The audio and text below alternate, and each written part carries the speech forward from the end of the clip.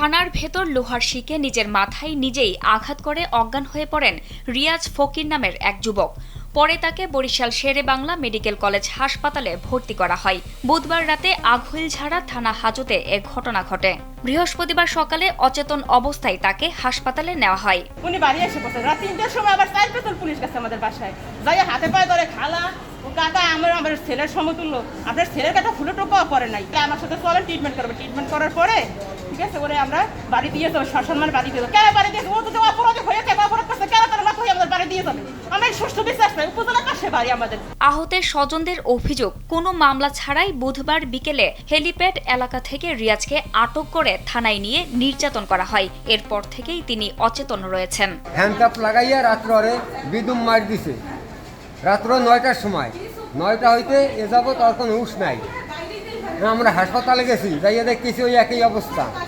রাত্র ২টার সময় আমার বাড়িতে গেছে পুলিশ ৫ জন, দারোগা সহ, তদন্ত ওসি সহ। আমারে হাসপাতাল নেবে আর মায়েরে নেবে। আমরা কইছি আমরা যামু না, আপনারা যা করার কাম করছেন মারিয়ে হেলান, বাসাই হেলান, আমরা যামু না। তবে নির্যাতনের অভিযোগ অস্বীকার করেছেন পুলিশ। আগুইলঝাড়া থানার পুলিশ পরিদর্শক জানান, চুরির মামলায় সন্দেহভাজন হিসেবে রিয়াজকে আটক করা হয়। তিনি আরও জানান, রিয়াজের বিরুদ্ধে আগেও ২টি মাদক মামলা রয়েছে।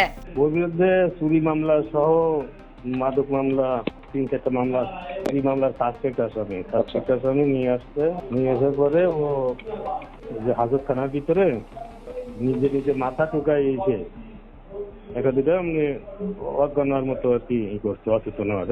রিয়াজের মাথা ছাড়া শরীরের অন্য কোথাও আঘাতের চিহ্ন পাওয়া যায়নি বলে জানান শেরেবাংলা মেডিকেল কলেজ হাসপাতালের দায়িত্বরত চিকিৎসক। আমরা পরীক্ষা নিরীক্ষা করে ওরকম খারাপ কিছু পাই নাই, কিন্তু উনি তো এখনো অজ্ঞান অবস্থায় আছে। ইলেকট্রিক শকে আপনার চামড়ায় কিছু থাকে, চিহ্ন থাকে, ওরকম কোনো চিহ্ন পাওয়া যায় না। ঘটনাটি নিয়ে পরিবার ও পুলিশের বক্তব্যে রয়েছে ভিন্নতা। পরিবারের দাবি, রিয়াজ থানা হেফাজতে নির্যাতনের শিকার হয়েছেন, আর পুলিশের ভাষ্য, হাজতের ভেতর নিজেই মাথায় আঘাত করে তিনি অচেতন হয়ে পড়েন। জান্নাতুল ফেরদৌস, কালবেলা।